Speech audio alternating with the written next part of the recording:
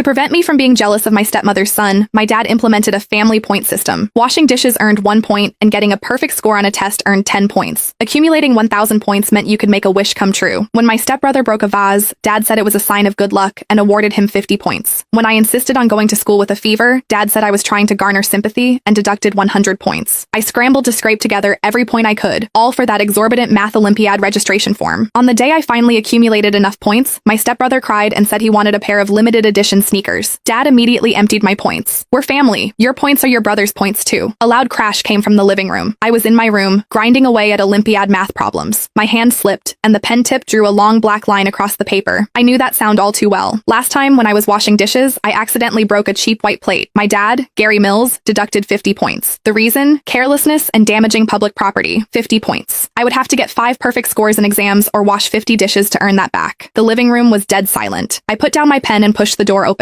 The floor was a mess. That antique vase, Dad's pride and joy, had shattered into pieces. My stepbrother was stepping on a soccer ball with a nonchalant smirk on his face. My stepmother, Esther, was crouching on the floor. "Oh dear, Patrick, how could you be so careless? This is Gary's favorite vase." She scolded Patrick, but at the same time, completely shielded him from my father. Dad stood beside her with a grim face, his chest rising and falling rapidly. I leaned against the doorframe, feeling a strange sense of schadenfreude. That vase was supposedly worth thousands of dollars. According to the family point system rules, damaging property resulted in a point deduction equivalent to the property's value. Patrick's pitiful amount of points wouldn't even cover the cost. It would go into the negatives. I waited for the show to begin. Dad took a deep breath, his eyes going back and forth between Patrick and the shards on the floor. Patrick pouted. "I was just kicking a ball around. The vase wasn't very steady." I scoffed. If it were me, I'd have been slapped by now. Dad glanced at Esther, who was already tearing up, as if they were a pitiful widow and a single child who were about to be bullied. Dad suddenly smiled. It's all right.